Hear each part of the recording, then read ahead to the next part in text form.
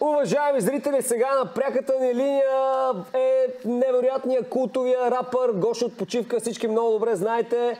Още първото му парче "Аз съм Гошо от почивка", най-готиния квартал. Знаете, после той да прави парче за Ицата Стоичков, за Бербатов, за Кобрат Пулев. Сега последното, което излезе така, с което изригна, как се казва на варненски, с което избухна Гошо от почивка, беше така парчето посветено на Григор Димитров. И казваме здрасти на Гошето. Гоше, здравей! Къде те намираме в момента? На една приятна тераска си? Здрасти, бро! Да, в момента съм тук на терасата в нас, извън Малко, в едно малко градче, Велес Малага, на 40 км. Много приятно изглежда, много топло. Той в България вече се стопли, не? Тук вече сме лято почти и хората вече ходят на плаж. Добре, кажи ми сега, кой те вдъхновява да правиш хип-хоп, а пък особено да правиш и парчета така за велики българи, за велики личности? Смисъл вдъхновяват ме, нали, самите те личности, нали, по принцип, които, нали, направих за Стоичков, за Бербатов, за Кобрат Пулев, сега и за Гришо. А добре де... И по принцип те ме вдъхновяват, като се изявят, нали, на терена и почвам да възпявам, който си избера. Добре де, а самия теб пък кой те вдъхнови да се занимаваш с рап? Самия тебе. Смисъл... Кой ти е любимия изпълнител, примерно? Има, нали, музиката, нали, по принцип. Музиката, която правя, и аз слушам, нали, така известни рапъри. Нали, Тупак, нали, DMX, да. Това са ти идолите. Добре, сега... Notorious B.I.G. Добре, сега колегите ще пуснат парчето ти за Христо Стоичков да го слушаме така тихичко, докато си говорим. Ти от ССК ли си всъщност, защото възхваляваш Стоичков и Бербатов? ЦСК-че ли си? Аз го възхвалявам, по принцип Макеф е Черно море, Варна. Ти си варненски отбор. Как, разбира се. Преди Макеф Щелевски, ама Черно море си мен по принцип. Хорал съм на мача на тях. Добре, колеги, само ще ви моля малко да намалите. Какво искаш да му кажеш на Ицо Стоичков? Той сега става на 50 години, знаеш, предстои страхотен сблъсък. Тук ще идват кой ли не, Лео Меси, Бербатов ще участва също от българска страна. Какво искаш да му кажеш на Ицо за 50? Какво искаш да му кажеш за 50? Да, те мои приятели също. Мои приятели ще ходят на матча, но искам да кажа, че, нали, кефа му са много и за мен е най-великият българин във футбола за мен. Добре, а как се появи идеята за последната песен, така за велики личности, за Григор Димитров? Направих я след като той победи Анди Мъри и много се скефих и реших, че е момента да направя, че е негов ред да го възпея. Да. Ти самия упражняваш ли се много вкъщи? Рапираш ли много, защото виждам, че така си се апгрейднал през годините? В смисъл, те годините ме изградиха много практика, нали? Аз 15 години рапирам и вече нямам нужда много за упражнения, защото всяка песен, която я правя, и това ми е практика, Димек. Така се упражнявам. Добре, битовете откъде ги вземаш или е тайна? Защото и бита е по-як, смисъл самото инструмент. Това е тайна от кухнята, бро. Това е дълбоката тайна на GP. GP. Да. Ама битовете са страшни, иначе ги подбира много яки. Да, сега това за Гришо песента е култова направо. Добре, ти чува ли си... Битовете ми ги прави един диджей испански. Значи, ето виж, много е важно.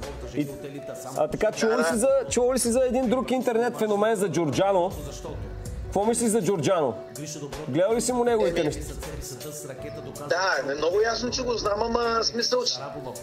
какво да ти кажа, сега той има някакъв негов стил, ама той не би го сложил в графа хип-хоп, той е някакъв негов стил, такъв поп, изграден от него. Той, нали, прави с поп фолк звезди някакви клипове сега. Ти би ли работил с него? Би ли направил нещо? Не мисля, че бих направил с него, защото той не ми е... Не знам, не ми е такова. Не ти е таргет. Не знам, той нито рапира, нито нищо, има някакъв негов стил. Да.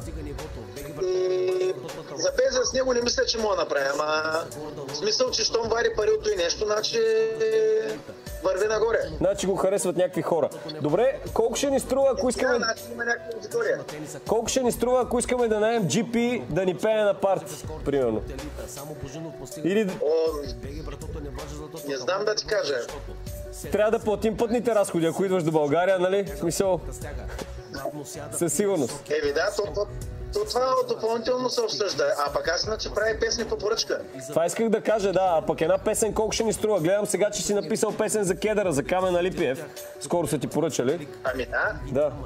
Песен по принцип струва 20 евро, пък с клип е 50 евро са двете общо. Аха. Това е добре. Има ли хора, които си поръчат много така за приятели, парчета, за...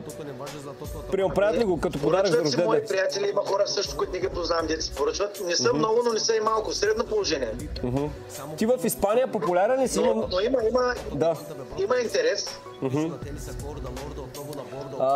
Имаш ли участие в Испания? Това исках да кажа. Има много българи там. Пееш ли им на испанците? Не, мисъл на българите, които са в Испания. То тук на рапа не е много така силен, колкото в България бих казал. Ама участие за сега нямам, защото тук в Испания не съм така популярен, както в България. Да, аз имам предвид на българите в Испания. В смисъл, защото нали в Испания има много българи. Аз познавам българи. Не много, но познавам тук българи. Добре. Няма ли да се прибираш ти в България? Вече колко? 16 години си в Испания. Не ти ли липсва Варна, почивка, сините вълни, морето? Как се пееш в една друга песен? Много ясно. Ще се прибера, но не знам сега кога точно, нали кой ден. Да. Ама аз си бях 2006-та там, за 3 седмици. И какво не ти хареса, Варна? Не, много яко си изкарах, много ми хареса между другото. Добре, на кого мислиш да е посветено следващото ти парче? Да знам, аз мисля да е изненада, но със сигурност ще има. Мисля да е за Ивет Лалова, но ще изчака малко. За Ивет Лалова, това ще е яко. Тя наистина страхотна жена. Много борна. За сега не сме го почнали още. Мислил ли си да посветиш някоя песен на политик? Защото в България политиците са много известни. Знаеш, те е абсурд. Общо взето много често така говорят срещу политиците в песните си с право, разбира се. Ти мислиш да направиш някаква песен като сатира, като ирония на някакви политици български? Не. За политици не мисля. Аз за политиката гледам да не влизам аз с рапа и затова не се занимавам с такива. Ясно, защото нали все пак рапа... Политиките не се занимавам. Да, добре. Ти си вече на 33 години. Да, кажи. Само музика викам. Да. Добре, ти си на 33, казах, Христовата възраст. Мислиш ли за семейство? Имаш ли приятелка? Приятелки имам от време на време, но в момента нямам нещо сериозно. За семейство, да знам, то времето ще покаже. Да. Добре, Гошо, 14 години си в бизнеса, мислиш да направиш юбилеен концерт, като станат 15 години? Или 20, примерно, да направиш някакъв голям концерт, като Лили Иванова, зала 1 на НДК или Арена Армеец. Мислил ли си за такова нещо? Няма да се съберат в НДК, бро. Аз мисля на стадион Васил Левски да го направим. Вярно.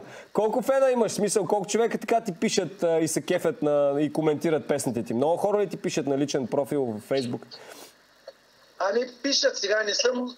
Не съм много, но пишат. Винаги има хора, които пишат. Имам 2700 лайка в страницата. Супер.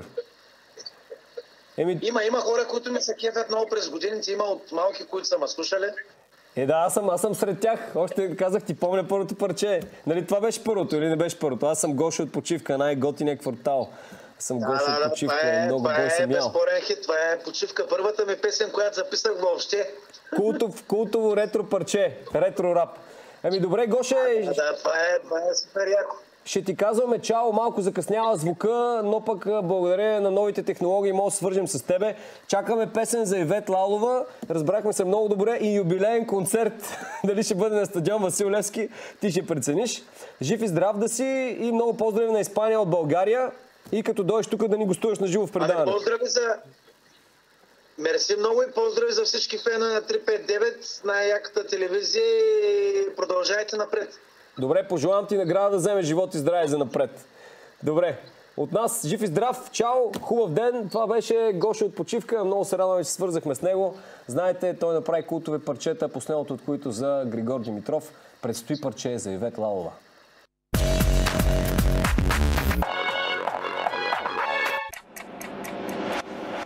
Много лирично, лично и бих казал мелодраматично.